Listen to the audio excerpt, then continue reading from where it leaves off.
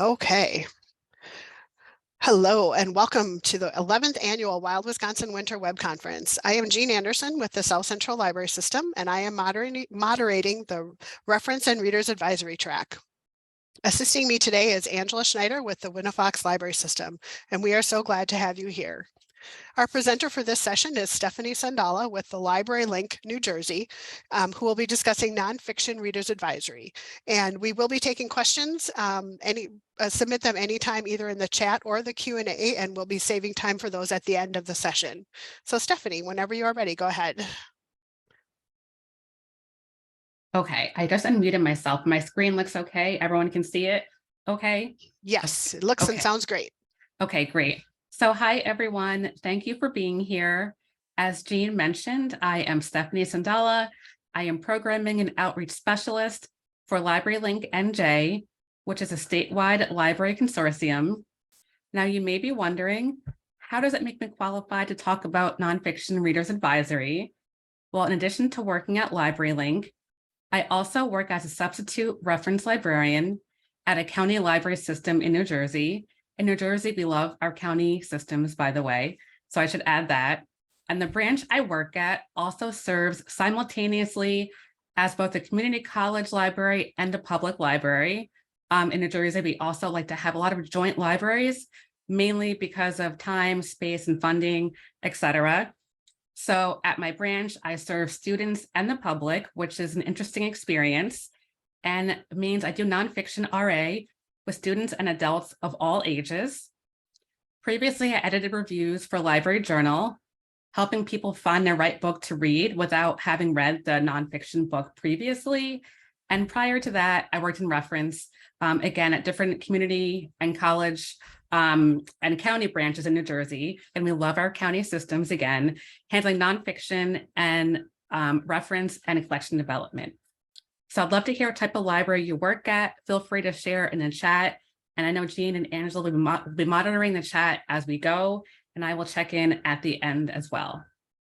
So again, thank you for being here. So I wanted to get started. I want to talk first about why people like nonfiction. And I will be honest, when I became a librarian, I only read fiction. And it wasn't until I started seeing what nonfiction is out there that I began to really love it and understand it. As I mentioned earlier, if you just came in, I love celebrity memoirs. They are just so fascinating. Any celebrity, I just like looking at people's lives. And so a few reasons I've talked to other people about why they love memoirs as well. You like how it expands your understanding of the world. You'll learn about people and places you wouldn't have learned about otherwise, which I think is great. You enjoy the accumulation of facts overall. It allows you to build critical thinking and information gathering skills, which is also really important for us as librarians. It allows you to make real-world connections. You can make a direct application from the book to a skill, like learning how to cook, learning how to garden. I learned how to cook and garden from reading books, which to me, I think is very, very cool. You like how it allows you to build visual literacy. Nonfiction books often have extras like maps, illustrations, photographs, and charts, which allow you to build literacy. Nonfiction is also popular among younger readers, as many of us who work in reference or collection development might already be aware. They love these extras as well. It also helps them increase their word vocabulary and knowledge. And lastly, you are in a state of reevaluating and reassessing what you believe in. I feel like nonfiction readers like reading it because they're curious about the world, the people, the places, and the events in our world. And in my experience, curiosity is so helpful when doing nonfiction RA. We're there to help people make connections, and curiosity can go a long way. And I will explain more about that as I go along as well. So I want to go over the types of nonfiction really quickly. This description is from the American Association of School Librarians. Other organizations sometimes have 4 types of nonfiction. I like how the school librarians, shout out to school librarians, by the way, have 5 types because it really gives a nuance between browsable and active, which sometimes people lump together. So traditional nonfiction is kind of like the overview, a straightforward book. This is what you probably think of, like, a book on a specific subject that you would give to a student or a patron, which has like an overall understanding of a topic. Browsable, these books have short blocks of text. They are well illustrated. You can skip around. You can read it cover to cover. I would think of like National Geographic, DK, that have these really highly illustrated reference works. Those are good for browsable nonfiction. Narrative nonfiction, we think of this the most often, I would think. It's great for biographies, for historical events. They tell a chronological story with real characters, scenes, and a narrative arc. There's a lot of crossover between fiction and nonfiction, for narrative nonfiction especially. And I've heard this called popular nonfiction as well, just because it is so popular. So expository literature, this one isn't my favorite, to be honest. This is more essay collections, which I do read from time to time. But these are, sometimes really well researched. They have a strong voice. Sometimes they have art and design, but not always.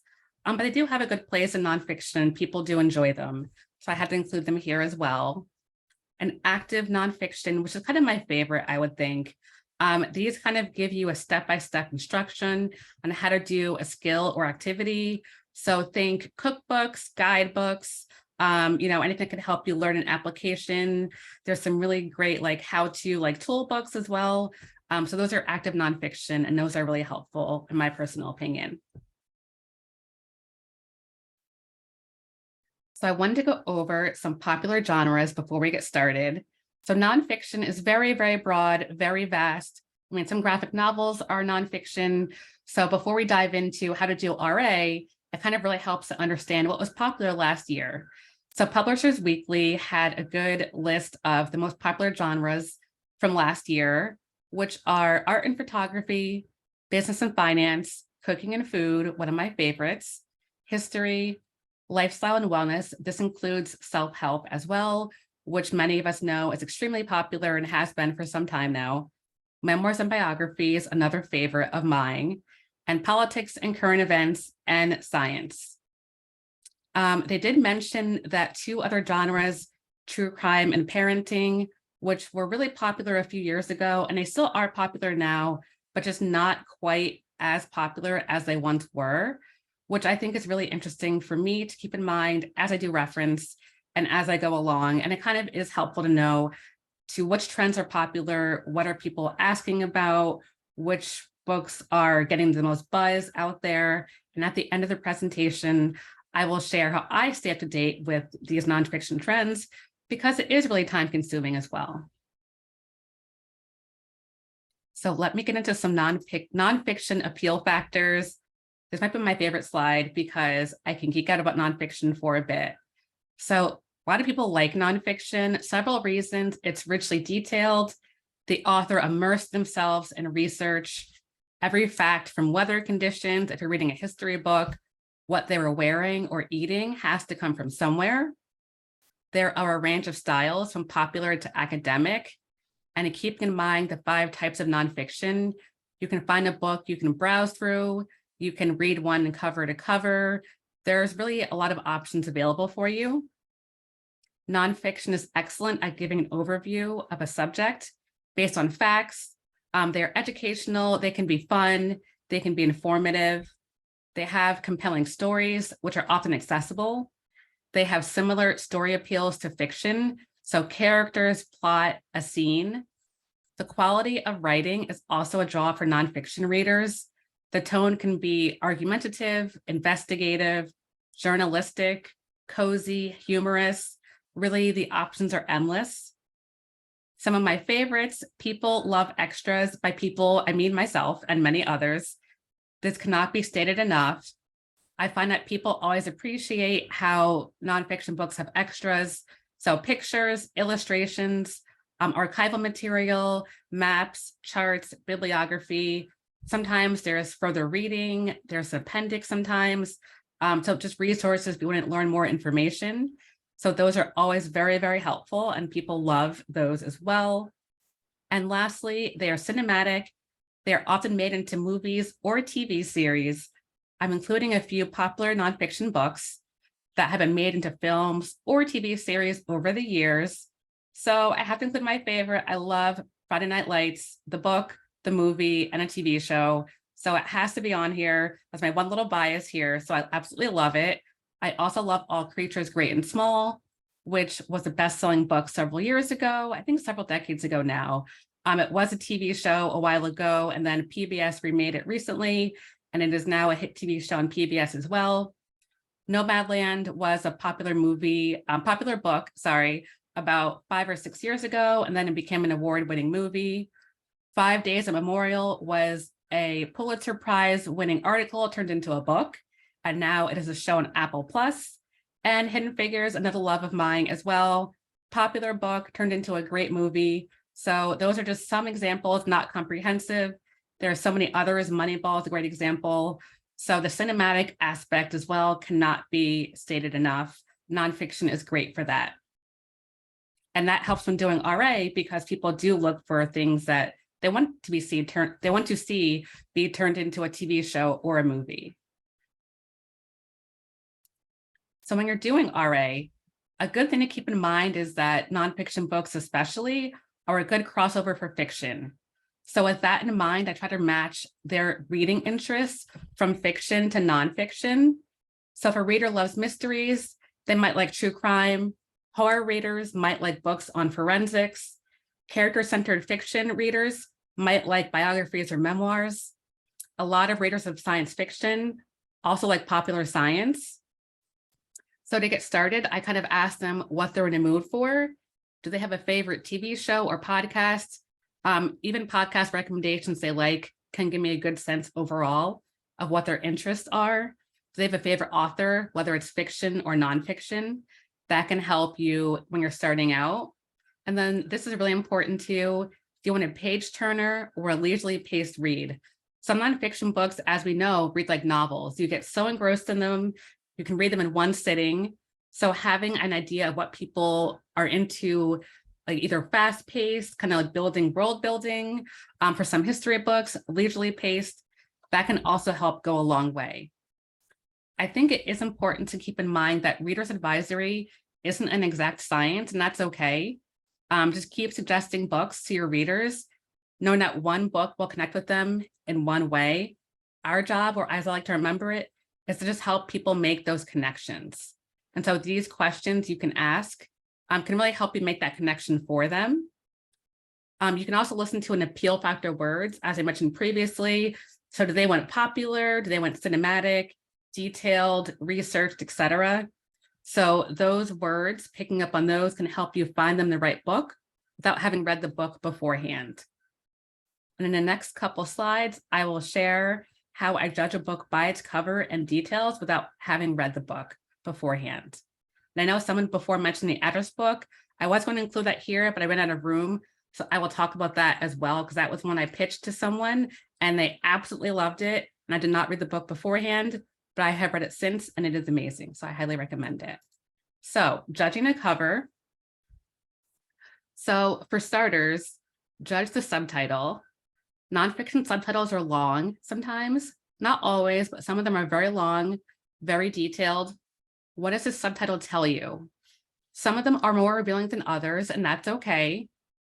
Start from there. If you're not getting enough information from the subtitle, who blurbed it? So books often have blurbs or endorsements from other authors. So who blurbed this book? Is it fellow authors? Is it celebrities?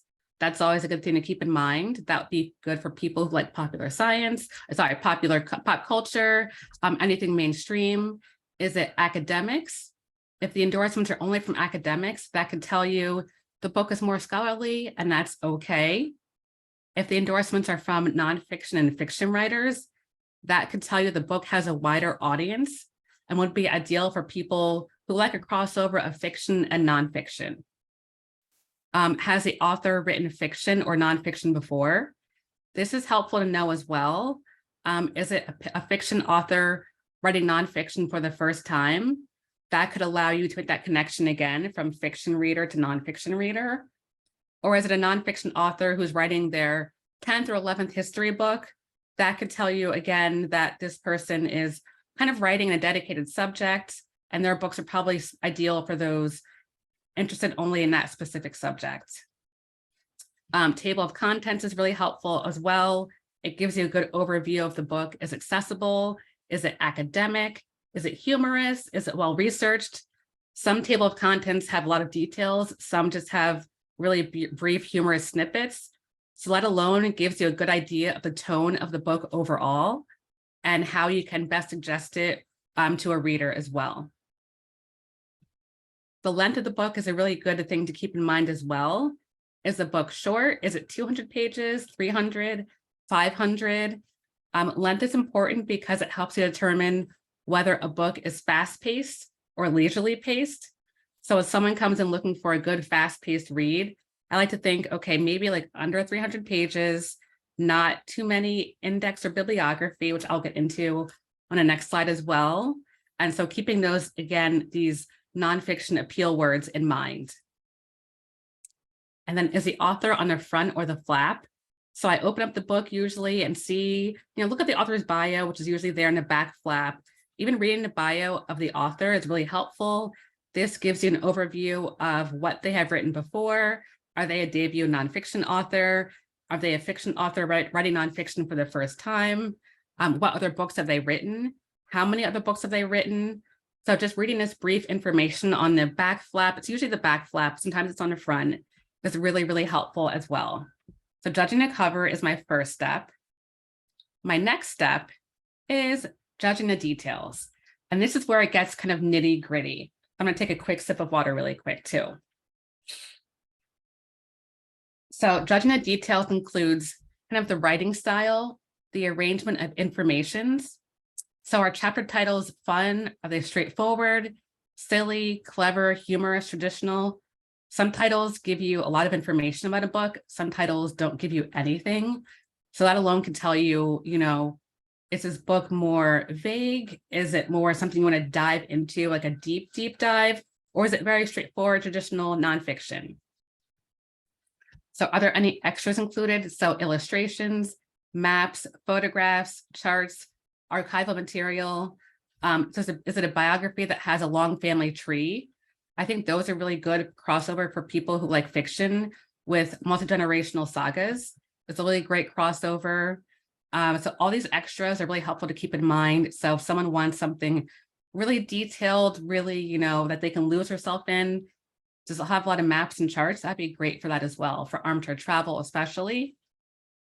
So I also keep in mind, how long is the bibliography and index? Are they really, really long? Sometimes they are, to be honest. Are they as long as the book themselves? If so, I think that the book is probably best for maybe a more academic readership than an accessible one. Is there an appendix? Is there further reading? Is there citations, footnotes? Again, these are more signs that the book is better maybe for specialists or someone who just really, really into the subject, especially. So who is the intended audience? Is it book clubs? Is it a good nonfiction book club book? Is it a lay person? Is it a specialist? Sometimes you can tell this information by reading the flap, especially. Sometimes you can, but having the ability to judge the cover and the details, so kind of just taking all these factors in.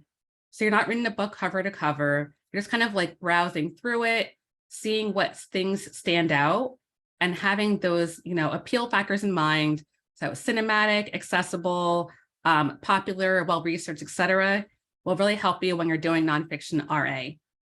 And I will give several examples coming up of nonfiction RA that I've done based on judging the cover and details alone and not having read the book.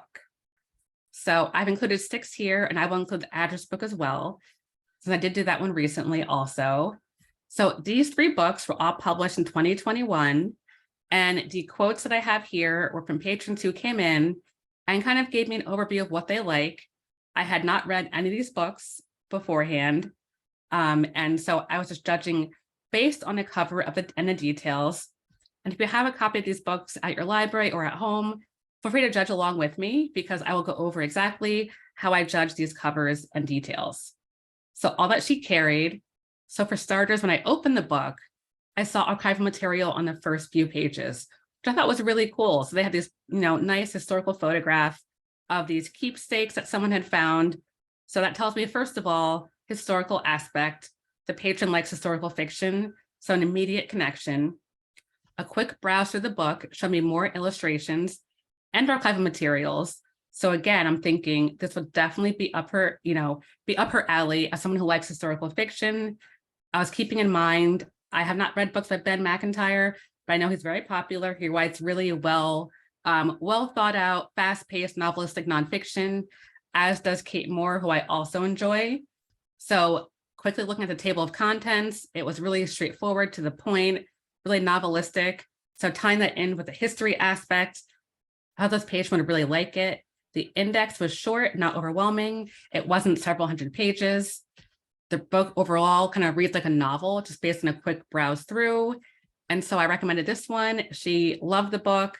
I know it's been really popular recently. It kind of won a huge award a couple of years ago. And yeah, it's a really great one. And she came back for more.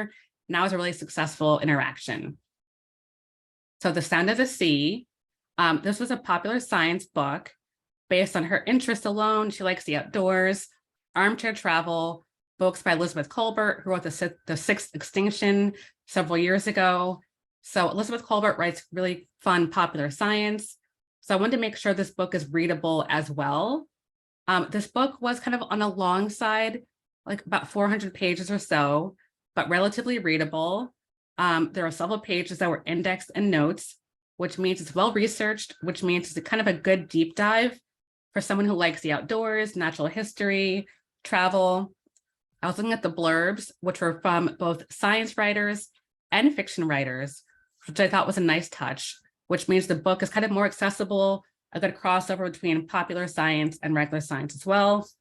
The reader loved this book and also came back for more recommendations, which is really, really nice.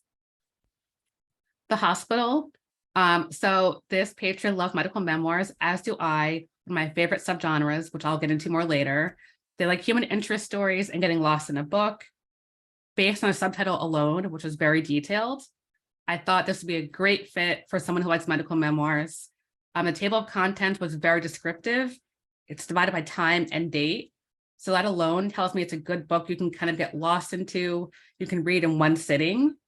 It's just under 300 pages, so it's relatively short, but it's action-packed. So it's a great read in one sitting, getting lost in a book type of book. And I thought it was great. And this is kind of the type of book that I like as well. So this is kind of easier for me to make that connection. But just having these, this background information in mind, judging and covering the details was really, really helpful here. So my next cover and details, these were all published in 2022. Again, the quotes were based on people's interests. So clarifying, I did not read any of these books beforehand, but I have read Foreverland since then. Have not read the 90s yet, but it's on my list. And so is The Last Days of the Dinosaurs. So for starting with that one, so the patron likes popular science, which is a really fun, growing category. They like books by Carl Zimmer and Jared Diamond, who are super popular authors. I have not read their books, but I know that they have wide appeal to readers who like popular science, natural history, science for non-scientists. So that alone gave me a great starting point, because opening this book, it has a readable timeline at the very beginning, an introduction about what's going to be covered. It was very accessible. The book is really short. So page length was a huge factor here. And even though it's short, there were illustrations throughout to break up the text. So again, readable, that was my first key. Like, this is definitely a readable book. It kind of ties into books by Carl Zimmer and Jared Diamond, and the patron loved it and was really happy with this recommendation. So the 90s, this one was fun. I think as many of us who work at reference or collection development know, 90s nostalgia is huge right now. So this is kind of an easy sell. So the author is really popular as well. He is known for writing about pop culture, and he has a really nice, irreverent writing style. So looking through the book, the cover is great. I had that phone when I was growing up. So that was like, an easy sell as well, because the person was around my age. The chapter titles are very humorous. They're really funny. So someone who likes humorous memoirs, which I also like, would be a good connection for that. The blurbs were from a variety of people, from nonfiction writers to fiction writers, to celebrities. So that told me that it has a really wide appeal. This was kind of an easy RA connection for someone who likes pop culture and cultural history and, just wants to like have a fun, silly kind of introspective, nostalgic book. So for Everland, this was a little bit tougher, to be honest. I think this might have been my most challenging one on here because women's memoirs, which I also love, self-help and books on or about motherhood are really vague topics overall. Like I think as many of us who read women's memoirs know, there are so many different types of options. There are kind of like medical women's memoirs, like parenting. So you can go in any direction. Self-help is very, very broad, as we know too. And books about motherhood and parenting are also very broad. So using these kind of cues from her, I was thinking along the lines of a woman-focused book that would appeal to someone wanting to read more about marriage or motherhood, but in mostly an accessible way, because as the patron mentioned, she really likes self-help as well. The author of this book writes an advice column, so I have that self-help connection, and she has written previous books on the subject. The table of contents was both straightforward and humorous, so I thought that might tie into parenting memoirs as well, because the patron had told me she kind of wants anything about, that's kind of like, kind of serious, but not really, but about motherhood, kind of thing that she's not really alone. So that was a good connection as well. So she loved this book and was really happy about the recommendation. And I was happy for making that connection for her. And it's not on my slide, but I will briefly mention the address book, what someone had mentioned. So that is a sociology book, kind of along the lines of The Sum of Us from a few years ago. That was a hard one. I don't have the cover up right now, but the patron had told me that she likes actually like really deep dive histories. So the histories are like 500 pages plus that you can get lost into. So this wasn't my first choice for her, but the address book is about kind of like zip codes and inequality in the US. So it kind of is a deep dive subject. So after talking to her, I was making these connections. It's like, so you want a book that is engrossing, really richly detailed, something you can kind of focus on over a period of a few weeks. So not fast paced, but a leisurely paced book. And I was thinking like, well, this book just came in. Are you interested? I don't know if you would be. And she was interested. She absolutely loved it. She recommended it to me to come in to read after she did. She was like, if you haven't read this book, you need to. And she was thrilled with it. So that was another great connection as well. So I just wanted to add that before I forgot. So action steps for getting started. I think the most important thing to get started is to know your collection, its strengths and weaknesses. Know how much of your collection is nonfiction, and kind of like a good overall idea. You don't need to know specifics here, but how does it circulate? What could you be doing better at? Which areas are you focusing on? Do these match your community's interests? These are all questions to keep in mind as you're working in RA, reference, or collection development. They kind of all go hand in hand, in my opinion, having worked in all of them a little bit. So those are all things to keep in mind. Other ideas is to create displays pairing fiction and nonfiction. So thrillers and history, again, popular science and science. You can do historical fiction and narrative histories, literary fiction and memoirs. There are so many good options. I think another good thing to keep in mind is that nonfiction writers often take longer to build up titles than fiction writers, and they don't always write within the same topic. So they can kind of get lost in the stacks. So having these displays can help build them, kind of build awareness and kind of help you figure out where these books can, find an author and where they can best go in your collection as well.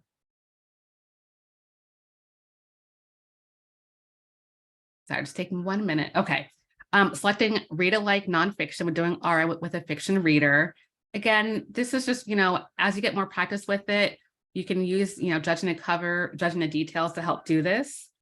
It really helps to remember that, again, it's not an exact science. So don't be afraid to hear a patient say, well, I'm not sure. Do you have another book instead?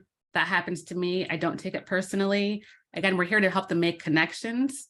So once we do that, they'll keep coming back for more. I find that as long as patients see that we're, willing to help them find these connections, they are always really happy to keep coming in for recommendations. And lastly, include nonfiction in book lists, blogs, discussion groups. Nonfiction book clubs are fun. Memoirs make really good, excellent nonfiction book club books. I know I'm biased, I love memoirs, but they are really good for nonfiction. History books can be as well, with the popular history books, which I will talk about in a minute or so. So nonfiction, again, it could be great for book lists and reading groups as well. So action steps, and I think I mentioned I will be sharing my slides with everyone afterwards. So don't feel pressured to write every single thing down. So I will be happy to share these with you afterwards if you don't have them already. So staying ahead, keeping an eye on historical events is really, really important. Just because patients kind of will come in and ask about, oh, well, this is coming up an anniversary. So some good ones that I know are coming up. World War II anniversaries are always popular. So keeping an eye on those. This year is 250 years since the Boston Tea Party. Colonial history is really popular. That could be a good display ideas. 2 display ideas that I'm doing this year are, I have a lot of patrons who are interested in Egyptology, ancient Egypt, ancient Greece, and Rome. This year is 100 years since King Tut's tomb. So that will kind of give me some ideas for nonfiction, and even I can tie in some fiction titles in there as well. That are kind of like, you know, mythology, which is also really popular as well. Also, I have a lot of Kennedy obsessed patrons, also including myself. So this year, which I cannot believe, is 60 years since JFK was assassinated, which I cannot believe it's been that long, to be honest. There is always interest in the Kennedys, always, always, always. There have been some great biographies of the Kennedys over the past few years. This would be a good display idea, along with like some fiction books that have come out in the past few years as well. So those are my display ideas for this year, a little tangent. So another thing to do to be helpful is stay up to date on modern nonfiction classics. So I included 5 of them here. Someone mentioned earlier When Breath Becomes Air. It is kind of a classic. It's been popular for several years now. The author is amazing. And then it's just kind of a book to keep in mind. Other ones, The Warmth of Other Suns, again, a really popular classic book already. Malella's book is still very popular where I am. So again, a classic. Educated and Between the World and Me. I have noticed that all of these books in my area are also being used for college instruction, either for sociology or history courses. So keeping that in mind, when reading, which I also do, I'm keeping in mind whether the book is definitive or not. So when you're doing RA, you're kind of thinking in mind as well as like, not all the time, but thinking longevity, like, is this going to be a definitive book? And we don't always know that up front, but when you are doing RA nonfiction, nonfiction RA especially, you can kind of keep in mind that these books, you know, not just all, this isn't comprehensive, but these books and books like these will be around for some time. And they are really good just for recommending if you're not sure where to even get started. They are a really good starting point. Another good starting point is a collection of books by sure bet authors, which I will talk about on the next page. Okay, this list to start is not comprehensive. I was trying to fit as many people as possible on here. There are others I could have included, John Krakauer, etc. But I want to include as many sure bet authors who I think are really great starting points when you just have no idea what to recommend to someone. And many of you may be familiar with these authors already, especially Anthony Bourdain and Mary Roach. If you're in the process of building your collection or revamping it, these authors are also a great starting point. They are a great starting point for displays as well. So popular history, Rick Atkinson, Nathaniel Philbrick. Armchair travel is a good good display idea for Bill Bryson, Simon Winchester. Popular science is kind of growing in popularity. So Mary Roach, David Quammen. Microhistories are fun, Mark Kurlansky, Susan Orlean. Memoirs are always great display ideas. So any books by any, chefs really, I think make a really good display idea. So these are just some ideas. I should also mention that nonfiction authors in general are often excited about coming to visit libraries because they are often overlooked in favor of fiction authors. So if you also do programming for your library, definitely consider nonfiction authors when you're having these events. Again, our job here is to make connections, and people just kind of love connecting with authors, and Memoir authors especially are great at coming to events. Mary Roach is a really fun author who comes to libraries a lot too. So I wanted to mention that before I go to the next slide. But again, so if you do programming, definitely do not look nonfiction authors because they can be really fun and people will turn out for them as well. So yeah, and again, I will share these slides, so don't feel pressured to write everything down, but these are some of my favorite short bet authors. When I'm not sure what to recommend to people, I'm kind of like, do you want biography? Do you want history, human interest, etc.? These are all a great starting point as well. So staying up to date is hard. It is time consuming, but there are several places I turn to personally for assistance. And I have 2 pages of these, and feel free to share your recommendations in the chat as well of how you stay up to date. I'd love to hear other people's ideas too. So Edelweiss, they have a weekly newsletter, which I always enjoy. They have nonfiction, which I kind of, I'm always checking out. Nonfiction that often is not on my radar, which is really helpful. And you can download their ARCs and get, things to your desktop or tablet, which is really helpful. NetGalley has some great options as well. I prefer Edelweiss, but both are good. LJ's Book Pulse is really helpful in talking about what books are being talked about each day. So they cover NPR's Fresh Air, Target Book Club picks. As many of us who work at reference desk know, people will come in and say, oh, I saw this on Fresh Air, do you have it?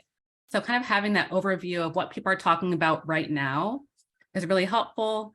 They also link to reviews of nonfiction books from major outlets. So New York Times, The Atlantic, Los Angeles Times, etc. So that is very, very helpful. Shelf awareness is more publishing focused, but for me, it's really helpful with seeing which books are really buzzy, which are getting, second releases, etc. Today, they actually had a really cool one about bookish Oscar nominations. As many might already know, the Oscar nominations were released yesterday. If you're watching this on a recording, it is late January.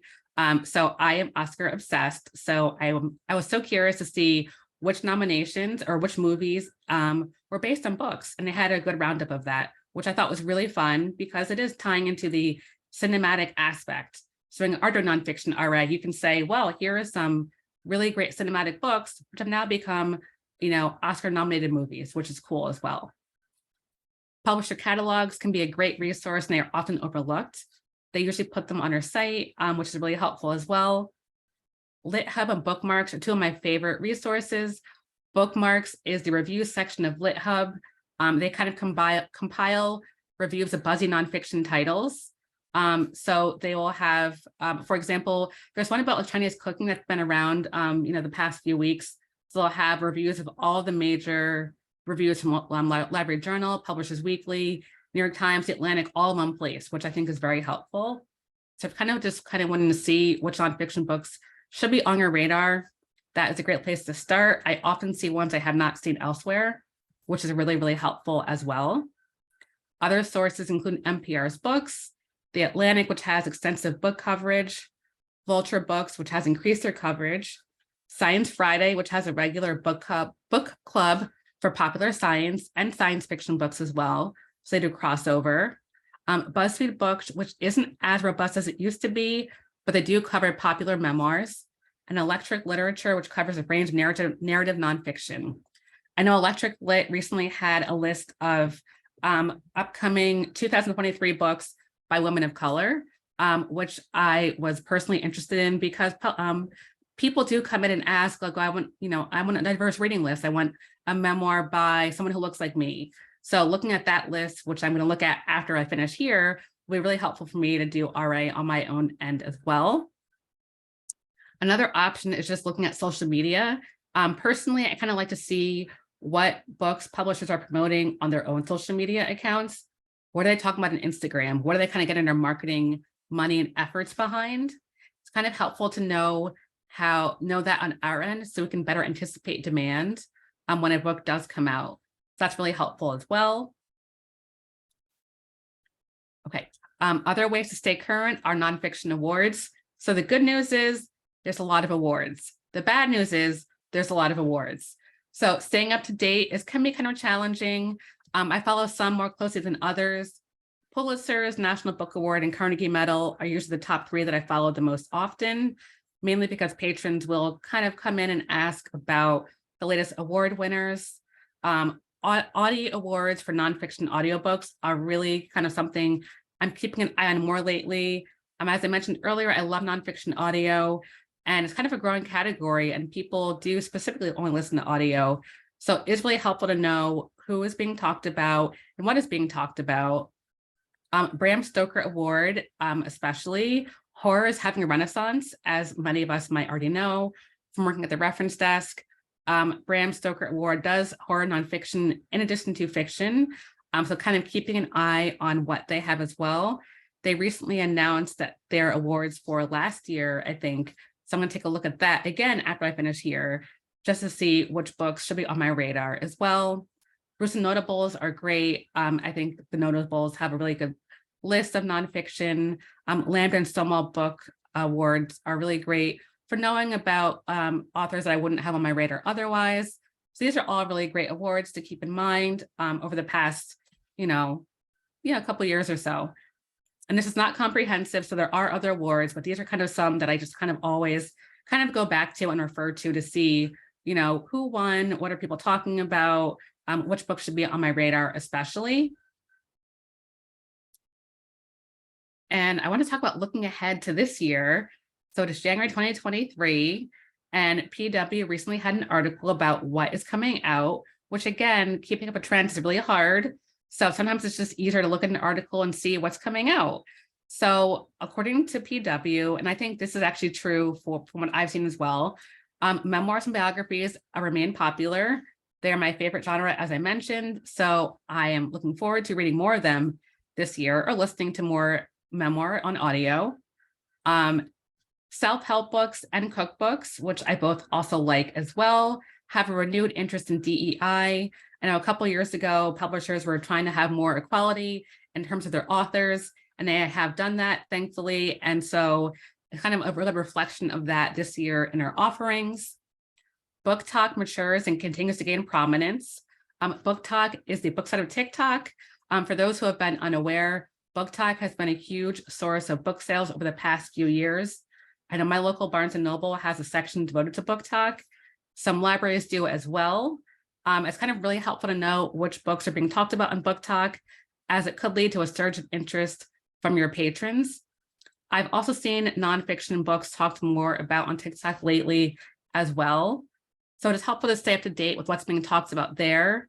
And the newsletters that I mentioned previously, like Self-Awareness, LJ, etc., can kind of help you stay up to date with what's being talked about on Book Talk also. It's a pre-election year, which I cannot believe. So PW, thank you for reminding me, but I did not need that reminder right now. But anyways, that means there will be an increase in books focusing on politics, inequality, immigration, poverty, and police brutality. I have noticed more books coming out this spring on those topics, especially that I will be probably doing some purchasing later for my own collection. And they highlighted 6 books that are coming out this spring that should be on our radar. These all should be very popular. So Life in 5 Senses, the latest by Gretchen Rubin, a popular self-help author. Her book, The Happiness Project, was super popular about a decade or so ago. This should be really popular as well.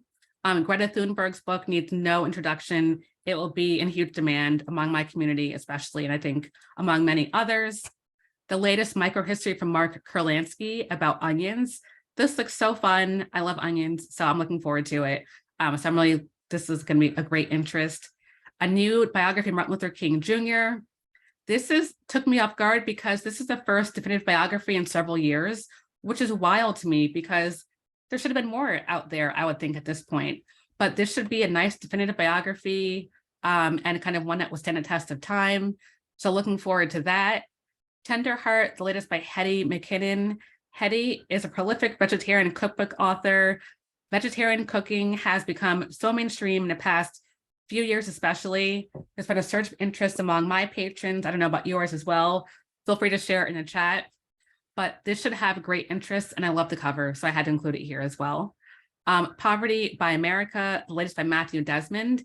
He wrote Evicted a few years ago or so ago and won a Pulitzer Prize for it, about income inequality in Milwaukee. This is an overview of poverty in the US as a whole. I hate to use the word timely, but this is really, really relevant right now. I think many of us who work in libraries know that inequality is really something that our communities are really struggling with. So this is a book that I will be buying. I noticed Penguin Random House is putting a lot of effort and marketing behind it. So that I'm keeping that in mind as well when I'm buying this book and kind of recommending it, and seeing where I can display it as well, because it is something that people probably will be talking about. So keep in mind, this is a lot of information. So I would say don't rush into giving a recommendation if you're not sure about it. You can kind of like be patient with yourself. You don't have to be an expert in nonfiction, but you do need to know your collection, know your strengths, your weaknesses, what you can do better, where your gaps are, kind of help build around that as well. Be kind to yourself, give yourself grace. You don't need to have read a book to help it find its reader, but you do need to be curious. As I mentioned earlier, nonfiction readers are kind of curious overall. And, as librarians, we're really curious too. So that curiosity can help us make those better connections for them and, can go a long way as well. And that is pretty much it for me. So if you have any questions, feel free to email me at any time. No question is too silly. I'm happy to stay around for a little bit too and answer anything in the chat as well. I hope this is really informative for everyone. Thank you, Stephanie. And I do have a number of questions that have come in. So hold on 1 second while I go back up to the top of the chat here. Okay. So I don't miss any. Okay. Let's see. Yeah, I see Emily's also a huge JFK fan. Yes. Yes. So yes, Emily. If you could remind us what the explanation of expository nonfiction. I remembered the word essays that went with it, but I couldn't remember the rest of it. Yes. So expository is more like edited collections or essay collections. So think of edited collections. Roxane Gay has a few edited collections by women authors. Those are more expository. They have a strong voice. They have differing opinions. They do have a really, good audience. Some people really love them as well for their variety of opinions. So those are more expository literature. Great, thank you. Essays was the word that I remembered. Yes. So perfect, thank you. The next question said, wondered if you could talk about nonfiction that has hashtags attached. She says, I don't purchase them because of the cost. Okay, that is fair. Yeah, they can be really expensive. I would say if you're worried about cost, only purchase it if your community requests it. Otherwise, I would hold off. Nonfiction is really, really expensive, which that is something to keep in mind as well when we're doing RA, because it kind of is hard to purchase these books and they are really pricey. So yeah, and the hashtag books usually are more expensive just because they are more well-researched and more scholarly. So I would hold off if you're unsure, if you don't have the funds for them. You can also look in IOL and get them from somewhere else if someone asks for them. Very true. Thank you.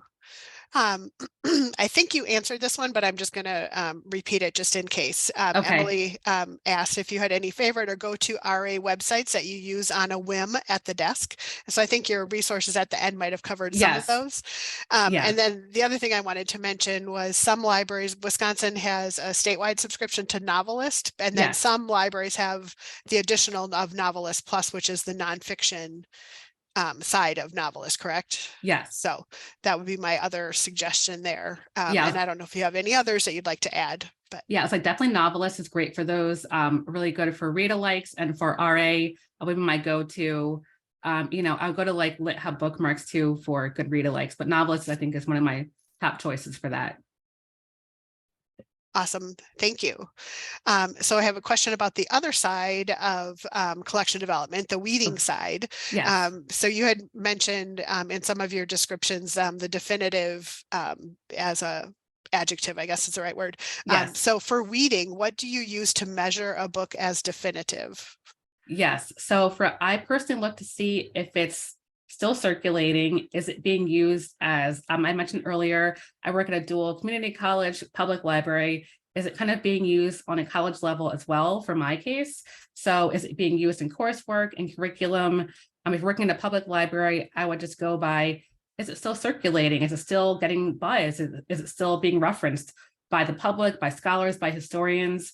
So I would go that way to see if people are still talking about it. Great, thank you.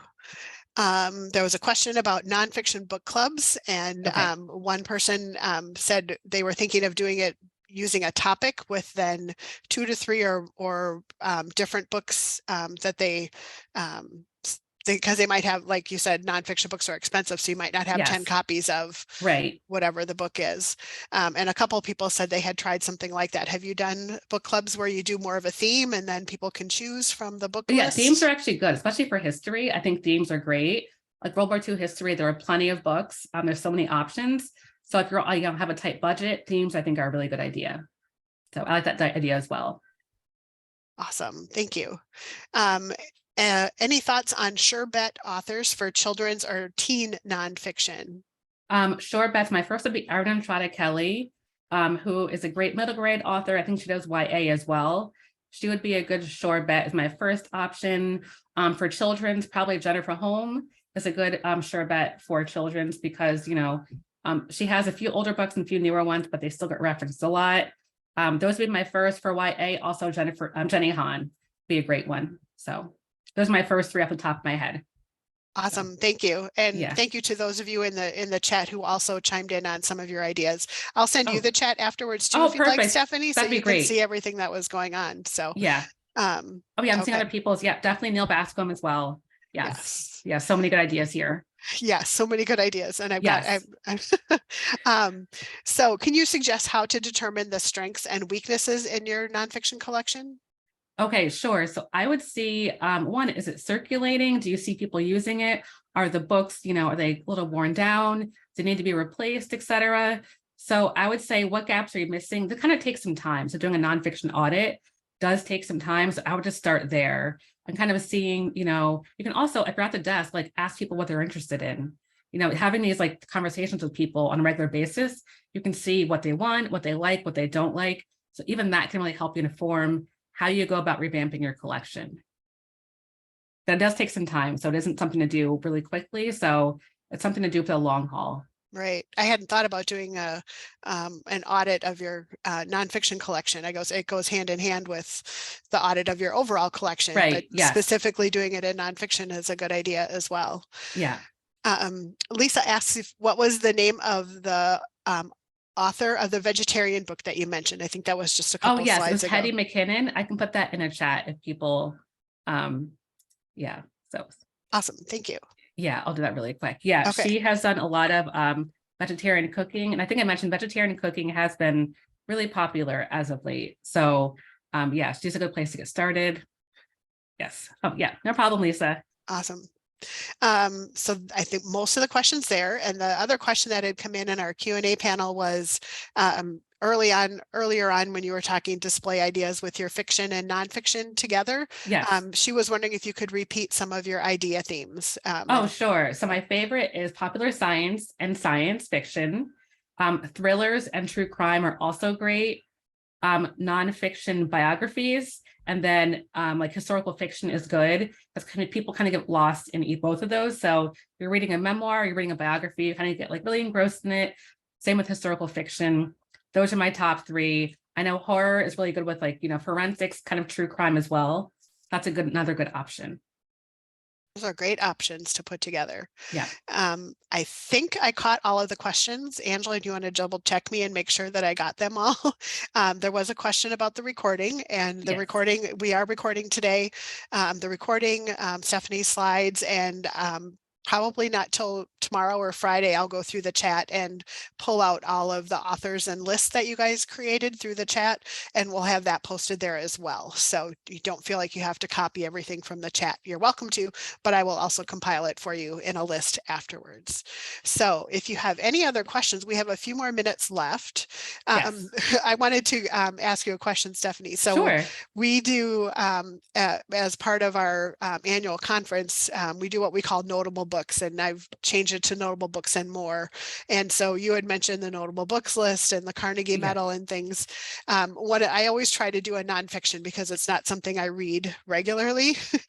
but I always look at even if it's a giant book, like 400 or 500 pages, if 100 of it is notes and whatnot, Yes. I'm like, okay, I can read this one because it's only 300 pages That's instead of exactly what I 400 do. pages. That is the first tip. Yeah, definitely say how long those notes, index, bibliography are, and just like cut that out and go from there. So a Yes. really helpful tip. Yes. And a lot of them are some of the ones that I've read recently have been really, really, really well written and researched. And I just know I don't have to read the bibliography and the index at the Exactly. back. So Yeah, same. mhm. I'm not seeing any other questions come in. So we can let everybody go a couple minutes Yes. early, but just going to make sure, give another second for people to send anything in. Yes, and thanks for the positive feedback, everyone. I'm really glad this is helpful for the idea, for all the ideas. Thank you, Patty. This is really great feedback. So yeah, thank you, everyone. Yes, this was great. So I appreciate all of the comments, the questions, and like I said, I'll compile all of the authors and titles and add them to the slides and things for later. Okay, great. All right. So thank you again so much, Stephanie, for a great session. Thank you for having me. I loved being here. Good. We're glad to have you here today. There will be a short survey at the end of the webinar and will also be sent to your email after the webinar is over. We really appreciate your feedback. Our next session in this track is with Leah Dudak, Dr. Rachel Ivy Clark, and Marissa Keiko, and begins at 2:30 p.m. And that's our reference part of the reference and readers advisory track. So we hope to see you there. And if not, we hope you have a great rest of your day.